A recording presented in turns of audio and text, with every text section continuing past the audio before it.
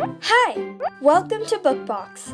Don't forget to subscribe and tap the bell icon to get our latest videos. La sekreto de la reĝo. Santala fabelo.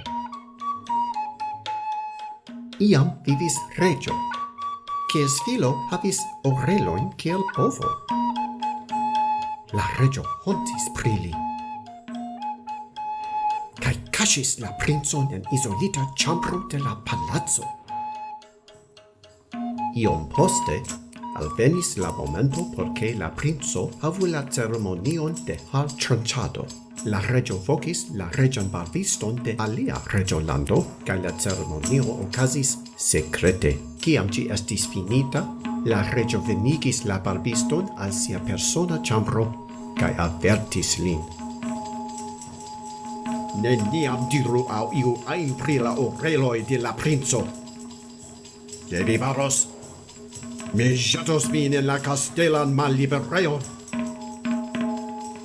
La barbisto promesis nenion diri pri tio al iu ajn. Sed, bedaŭrinde, li ne tre lernis en la prisilentado de sekretoj. Tagoj pasis, kaj lia stomako ekŝvelis.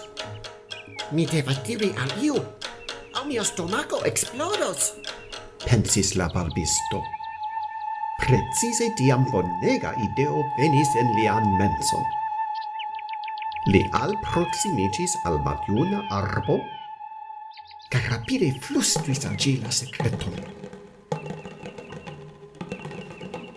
Lia stomako tuj malŝvelis kaj renormaliĝis, kaj li sentis sin multe pli bone. La arbo tutcerte ne diskonigos la sekreton de la reĝo, diris la barbisto al si mem. Kelkajn tagojn poste, tamburisto alvenis, serĉante bonan lignon por konstrui novan tamburon. Li haltis antaŭ la sama arbo, al kiu la barbisto flustris sian sekreton.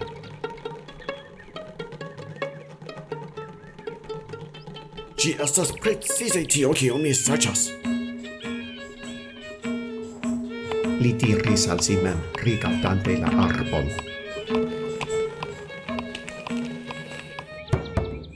Iom poste li kreis por si novan tamburon, kaj iris al la palaco por kanti antaŭ la reĝo. La gardisto ĉe la pordego kontentis vidi lin. Kantu iom por plezurigi la reĝon? Li estas en malbona humoro hodiaŭ, diris la gardisto. Subite la tamburo ekkantis de si mem. Mi havas sekreton, kiun neniu devas aŭdi. La filo de la reĝo havas orelojn kiel bovo. La gardisto rapide forprenis la tamburon kaj kriis al la tamburisto. Neniu rajtas malkaŝi la sekreton de la reĝo. Forkuru, antaŭ ol iu kaptos vin. Sed estis tro malfrue. La reĝo aŭdis la kanton kaj ordonis ke oni venigu la tamburiston.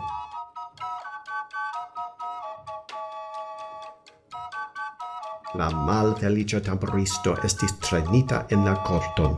Ĵetu lin en la malliberejon, diris la reĝo en laŭtega voĉo. Se ne li kulpas, Diris la gardisto. kulpas lia tamburo. Via moŝto? Tiam ĵetu ankaŭ la tamburon en la malliberejon, kaj punu ĉiujn, kiuj aŭdis mian sekreton, murĝis la reĝo. Li tiom koleris, ke liaj lipharoj tremis. La gardisto kuraĝe alproksimiĝis. Tiam vi devas ĵeti ĉiujn reĝolandanojn en la Malliberejon, via moŝto, ĉar ni ĉiuj scias vian sekreton. La reĝo ege miris. Li rigardis sian plej fidindan ministron. Ĉu tio veras? Li demandis. Jes, via moŝto. Ni neniam ion ajn diris, ĉar ni ne volis ĉagreni vin. Respondis la ministro. La reĝo hontis.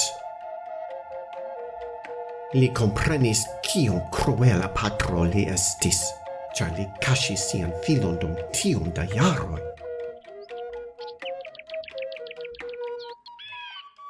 La postan tagon, la reĝo proklamis festotago. Li organizis specialan paradon kaj fiere marŝis tra la reĝolando kun sia filo. Ĉiuj aklamis kaj mansalutis la junan princon malgraŭ liaj bovecaj oreloj. La gardisto marŝis en la unua vico, sekvis la tamburisto, kiu ludis sian novan tamburon. Hey there! Don't forget to like and share this video. Also, please leave your comments below.